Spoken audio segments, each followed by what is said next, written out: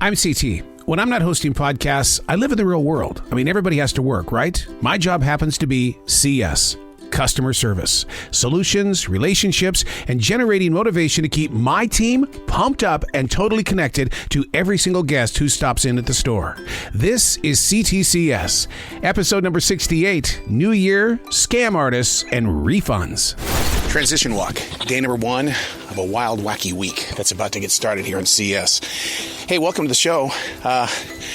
Here we are. This is going to be like the second week of a brand new year, so it's going to be very interesting to see how the evolution of change is going to be introduced to us at a grocery store.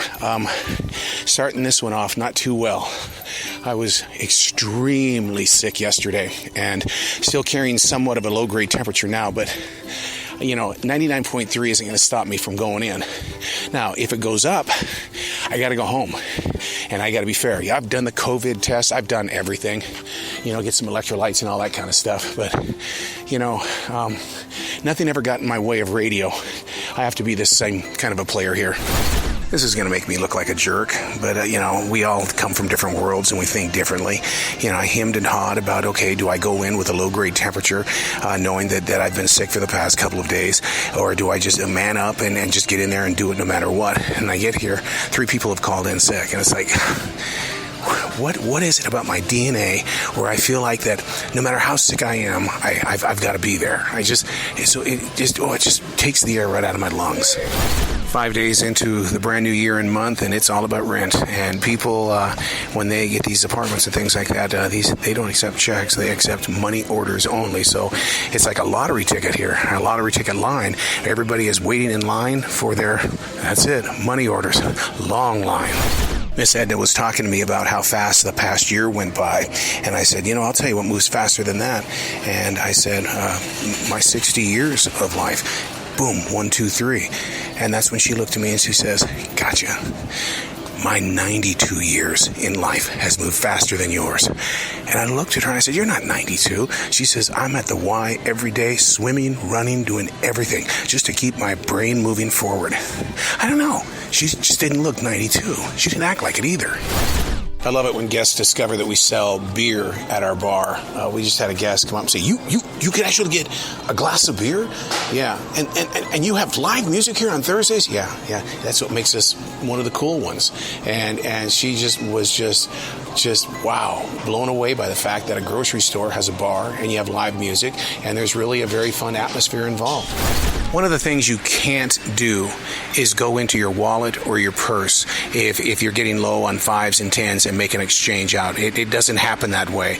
And so what happens is that we just caught one of our people on the registers doing that. And I said, that's what you ask us for. We are the ones that come and give you a loan. We straighten things out, but you don't go into your own purse and try to do things on your own. It's teamwork. We have to work as a team and we have to keep everybody up to date.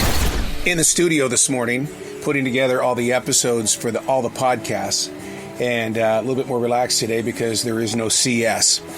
It'll change though because I'll be there for Taco Tuesday. Have a performance tonight. We're live on stage. So today is all about making sure that the podcasts are taken care of, and then I'll start show prepping for tonight's performance on the stage. I mean, it's not something you just show up for. You've got to have a lot of planning, and you've got to have an idea of how you're going to get involved inside the movements and the moments of being live on stage.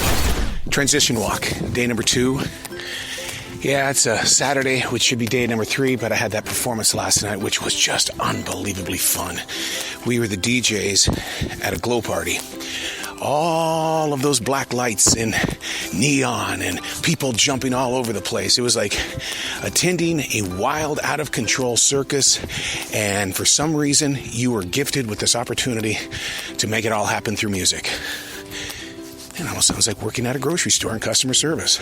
Everything is moving, but how do you pace yourself out to where everything has to move in a direction that's under control? The gentleman that was just up here, Bill, I think that you and I have always talked about how people like to super serve through niceness because they're up to something. And that's what this guy did. I mean, he starts coming up, he starts talking about my tattoos and my rings and all this stuff. He says, I like different. And I'm thinking, and right away I thought of the conversations that we've had where he's up to something. He's trying to distract me.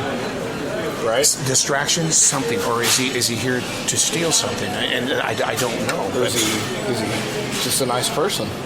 That's what I'm saying. How do you discern? How do you do it? I mean, how do you learn to trust in a group of people that do you really trust them? Is that just where you? I don't know. I don't have an answer for that. I really don't. No, but it's definitely... You want to give people the benefit of the doubt, because when you think something bad's going to happen and it doesn't happen, it makes you feel like crap, right? So it's just a constant battle. You can never know for sure. A very interesting start to the day. As a joke, somebody was using the pink highlighter. Up in CS, the pink highlighter is somebody who didn't show up for work. So 7 people were highlighted. And of course, they're trying to turn that into a joke, but it freaked me out when I first walked in the door, because it was like, we're missing that many people? And they go, dude, it's a joke. It's a joke. I guess it's like a quarterback sneak. What's the other team really thinking when there's a quarterback sneak in the NFL? So it's feeling like a scam. So she comes in and she wants you to check out a ticket. Yeah, she hands me an old ticket and she goes, I want to replay it. And I go, okay. And then she goes, give me one of those $2 tickets. And I go, you want a fast play? And she goes, yeah. And she goes, give me 200 on Mega. And I was like, okay. And she had the candy canes. She goes, can I pay for the candy canes? I saw that. And I'm like, okay. And then she goes, so I get everything, I print out the $4 because I'm not worried about that. And she goes, I want to add 200. Can I do that? I'm like, yeah. So, but we're going to pay for that before I'm not printing out. You know how long it would take me to print out? Yeah.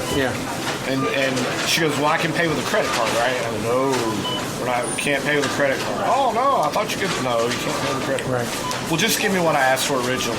So I don't know if she was trying to get me to print it out. I don't know.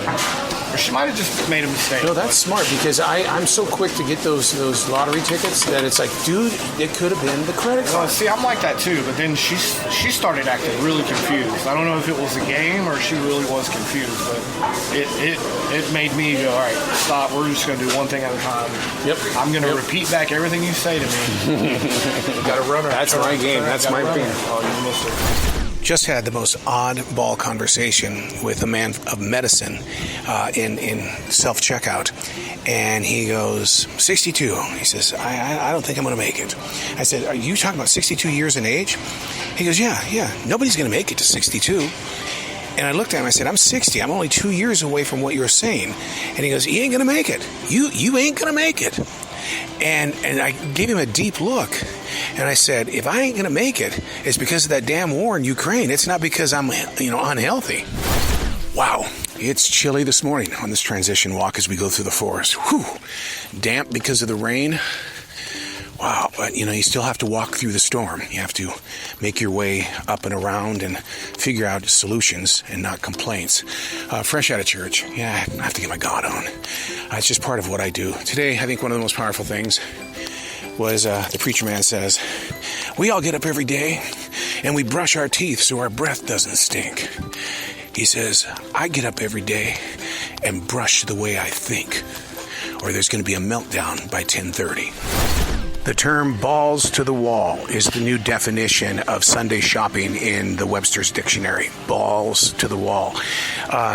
This is the first I've broken away from any of the action that's taking place at register number 3, and the line we're 5 and 6 people deep. They all act like it's the end of the world. It's a Sunday, people. It's just a Sunday. When it's this crowded in the store, there's no real room for joking around, but somehow, some way, I'm going to figure out a way, because that's just who I am as a person. And they were joking around about how they were so deep with people. And I said, just slow it down, man. It's one at a time. And, people are used to standing in line. And one of the managers comes by and says, we're not Walmart. Okay? We're not Walmart. Don't make comments like that. And it's like, man, look at the bigger picture here, dude. All right, so Reese's has come up with a new peanut butter cup, and look what it's got in it. Oh, potato chips? Potato chips. I don't know, that's weird. You think it's going to taste good? You get half, I get half? All right. Do this. Okay, it's not bad. Okay. It adds kind of a crunch to it. Yeah. Okay. That's not too bad. Yeah. I thought it would be worse. We've got 3 baggers out on the field and 0 carts inside the store. they're not communicating. They're out there just chasing each other's tails, and you got to bring the carts in. You can't assume that the other two guys are going to be doing it for you. So that's our situation right now. We have no carts. It really does feel like a scam. What's happened is that a guest purchased some stuff at a different store all the way across town. She says that she forgot her EBT card, so she paid cash for it. So what she's done is she's driven all the way over to this side of town, and she wants a full refund of the money, and then she wants to charge her EBT card. Well, what's happened is that the people in customer service are going, that just doesn't feel right. It does feel right, but it doesn't feel right because it almost sounds like they want cash off from their EBT when in fact that's not what they want. They want to get the cash back for what they paid for at the different store and then recharge it to the EBT. What would you do? I'll keep you posted. The updates with the EBT card and the refund. We have gone through the entire process of the food that she brought in to do the refund, and it's coming up $77 when she says she spent $95. The receipt says $95. Where's the other food? So that's where this mystery starts to grow now. If she wants a full refund, we're not going to do $95 if there's only $77 worth of food. Well, I never thought I would ever see this again. Right there at the end of lane number 2, Cracker Jacks is back. Now, I don't expect everybody to understand what this is, but as a kid, when you went to a movie, when you went to the circus, you grabbed the Cracker Jacks. And I mean, and so there for the longest time, you could never find them. And suddenly, man, I'm like a freaking child here. We got Cracker Jacks.